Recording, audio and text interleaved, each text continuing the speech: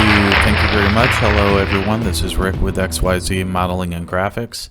Today we are working on the final issue for month 15, issue number 60.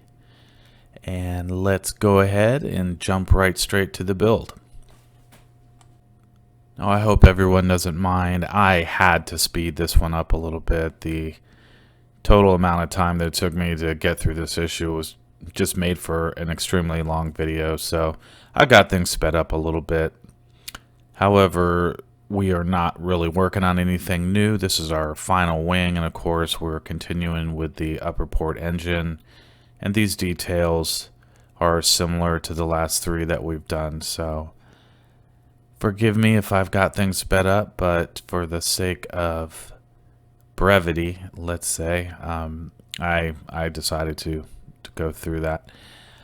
Now, I just put my little issue 59 out yesterday, so I don't have a lot of comments to go over today, but I will definitely work those into this video. And I also have some good news. My month 16 subscription has arrived, and I am going to be working on that almost immediately. And I am very happy to discover that only one of the issues out of the four will finalize the wing, and we'll start getting on working on some of the cockpit details. And once the wing is completed, I will go ahead and begin the painting process, and I'll be covering that extensively in the next couple videos, including the highly anticipated dry transfer decals that seem to be piquing everybody's interest. I definitely am looking forward to getting going with that. But before we get too carried away or too far ahead of ourselves, let's go ahead and finish up our issue number 60 here. And we're going to be starting off working on the trailing edge detail. So now would be a good time to go ahead and start going over the comments. And my first comment is from Michael Mitchell. Yep, you are first, man. He was the first one to get his comment in. I wish I had some kind of prize or something to give you, Michael. Unfortunately, I do not, but this will have to do at the accolades that I'm giving you right now. He says, yeah, Rick, those Bandai kits are pretty good. I built the First Order TIE Fighter and First Order Special Forces TIE all completely hand-painted. Well, that's really great, Mike. I really like the design. One of the few things I like about the new Star Wars movies are the ships that they've designed. They did a really good job with those TIE fighters, the new TIE fighters and the new X-Wings. I'm really impressed by those designs.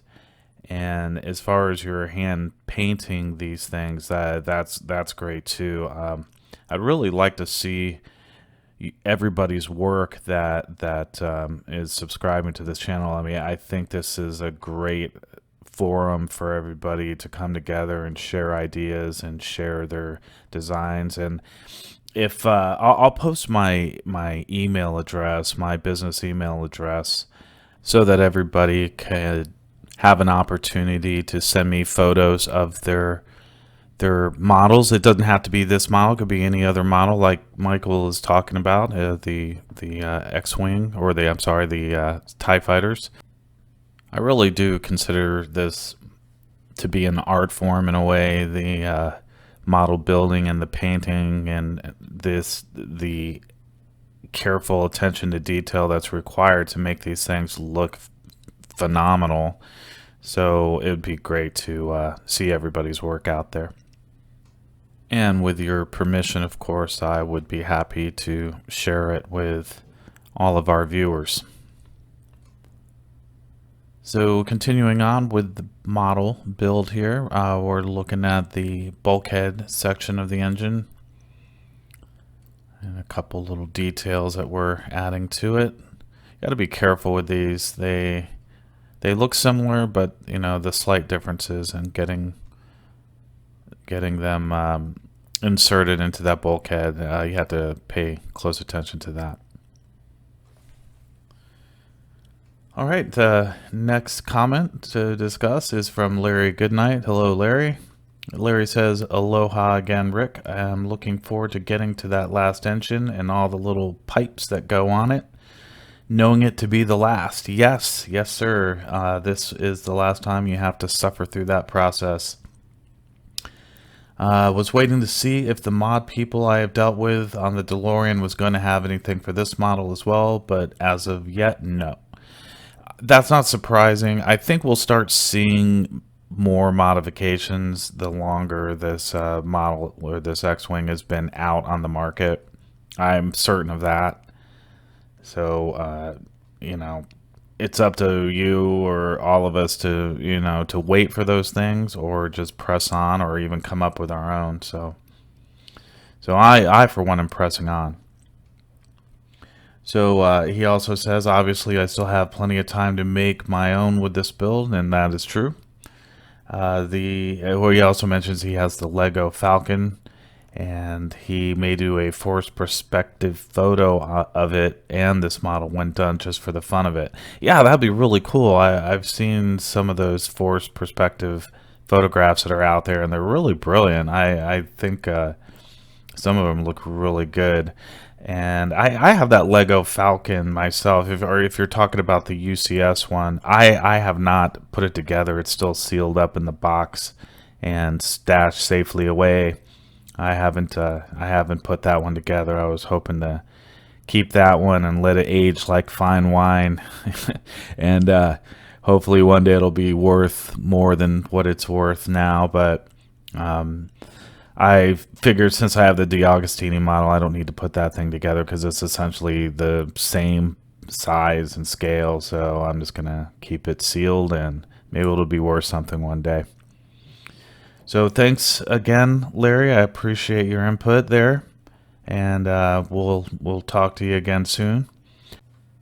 Okay, so moving right along, let's get to More Draka09. More says, most of the information I have gathered about Corsac is bits and pieces that have been filtered from the books and some of the information present in Star Wars: The Old Republic. I have located a more detailed image of Corran Horn's X-Wing that shows the color schema a lot clearer, and that is based off the X-Wing books. And he gives me the link. Thanks there, More Draka. I checked out that link, and that is definitely an interesting paint scheme. I do think that I like the bare metal version that I found, and it may or may not be completely accurate, but I really do like that. And you also say, as for the green, to use the closest ones, I could think to use what would be Citadel's Caliban green, Army Painters, Angel green, Vallejo, Model Color, Intermediate green. And you got several others listed here. I will definitely be checking those out, and I really appreciate the time you took to give me this information. That's very, very kind of you. I appreciate it. And we'll see how those work out. I'll have to check and see if my local modeling store carries any of these colors. And thanks again. So next up we got Jose Naro. Hello, Jose. Jose writes, hello, Patrick. Can you tell us about your painting plan for the X-Wing? Yeah, Jose, we were just talking about it a little bit. A couple episodes back, I displayed a photograph of a kind of a bare metal X-Wing with some green markings, and that is kind of the direction I'm going to be going. Whether or not those greens are exactly the greens that you see in that picture, or if I am going to use one of the ones that More Draka suggested, but it'll roughly be that design that you see that that I put out there a couple of videos ago. So, you know, everybody has their own ideas about what they want to do with this ship, and I certainly have mine. And I encourage everyone to do what they feel is right, and or what's going to work for you, of course. So thanks, Jose. I appreciate it. Stick around, and you will see me begin that painting process. Some of my earlier videos, I did start the paint, but at that time, I was thinking I'd just redo the Red 5 paint job, but since then I've changed my mind. So the earlier videos that I put out with the paint direction I was going is going to change, obviously. So I apologize if I set anybody on the wrong path there. But if you want to continue with the Red 5 design, then you would want to use the base colors that I suggested in those photos or in those videos.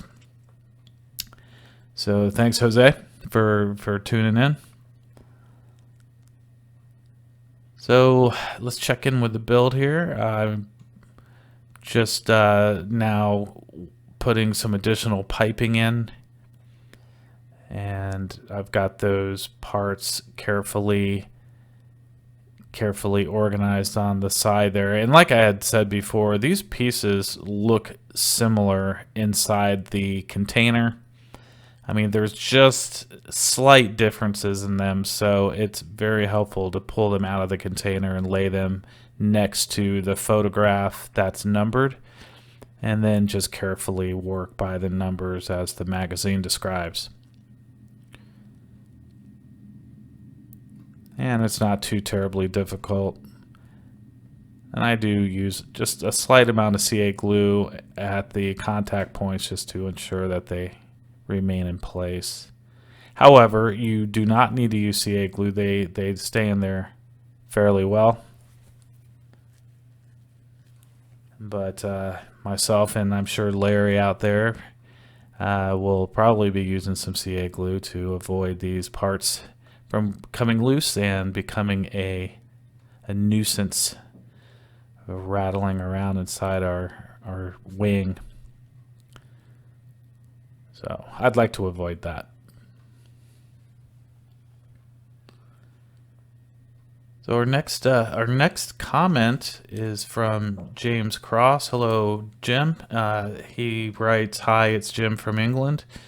Have messaged you before." He says Lego model looks great, and that he's seen someone's X-wing with flashing lights in the cockpit and engines that look great. He says he also watched some issues from Germany and doesn't know if I know that I have to build my own remote control, and I guess that's coming up in issue 76.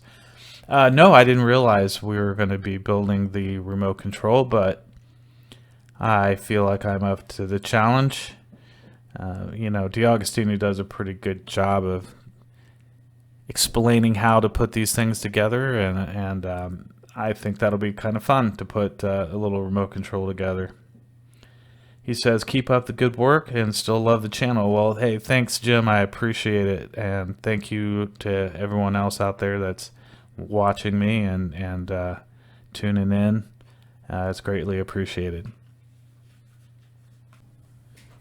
So continuing on, we are putting the pipework into position. I find that one of these pieces isn't quite long enough to fit into the hole in the bulkhead, so you see me kind of pushing the bulkhead forward a little bit, but eventually get it in there. Now I'm just adding a little bit of CA glue just to make sure that those guys stay in place. And I find it interesting too that the magazine suggests using tweezers for this process. I don't remember them suggesting tweezers in earlier issues, but maybe I'm wrong about that. I suppose I could always look at the old magazines and confirm that, but nah, I don't feel like it. So the next comment I'd like to talk about is from Simon Vaughn, And Simon says, great videos. I'm collecting the X-Wing, but not started the build. Watching yours is going to be useful. At the moment, I'm building the Jaguar E-Type from D'Agostini and custom fitting carpets. Keep your videos coming. Thanks. Now, when you say you're custom fitting carpets, do you mean you're making your own carpets, or are you just putting the carpets in that come with this car? I don't know much about it other than what they're showing me in the photographs, and it looks highly detailed. It was actually a very beautiful model, but I suppose that's something you can answer if they didn't come with carpets and if you're actually making those for this car. But I'd like to have a real Jaguar E-Type, but I'm sure the cost for them is astronomical. But thank you very much, Simon. I appreciate the comment, and it's pretty cool that you're collecting the X-Wing parts already and saving that up. I imagine you're gonna complete the Jaguar build first, and then you'll have plenty of issues to start the X-Wing build with. So thank you very much, Simon. So looking at the builds here, I'm now attaching the power converter to the top of the engine that we just assembled. And it's kind of hard to tell, but at the moment the front side of it there is not seating perfectly well. And you'll see here I'll struggle a little bit when I put this engine into the wing. But right now we're adding the two small gray pieces to the bulkhead, the finishing details that connect to the end of the power converter. Not too terribly difficult. I'm able to accomplish this using my fingers. And they just slip right on in there without too much difficulty.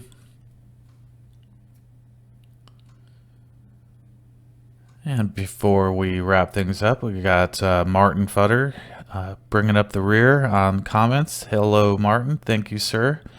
He says, another top job, Mr. Hutt. Keep them coming. Thank you very much, Martin. I really appreciate it.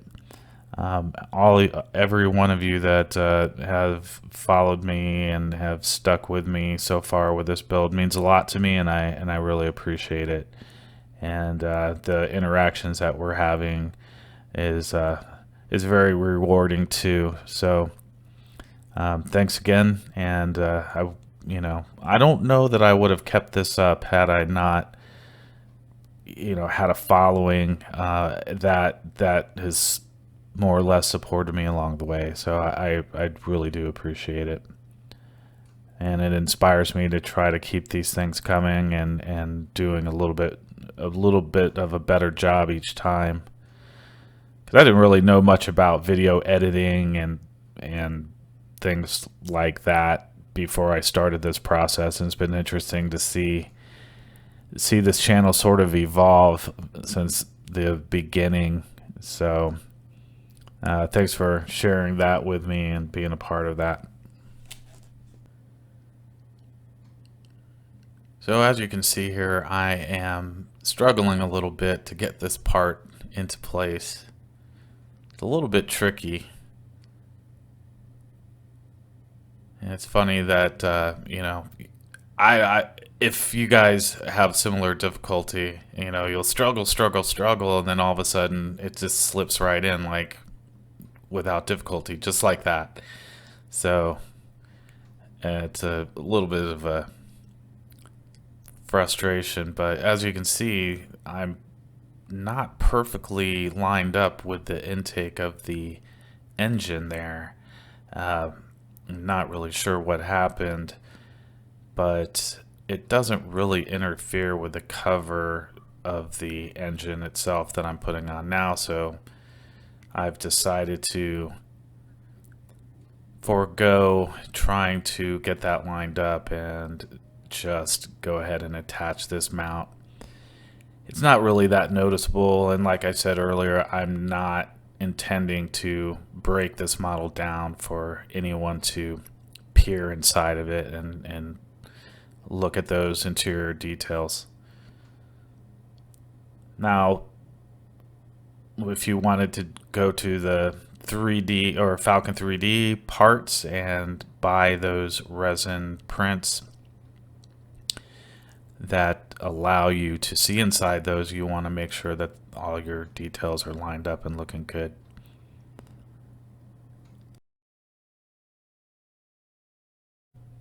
All right, so that wraps up issue number 60. Here's where we are with our model so far.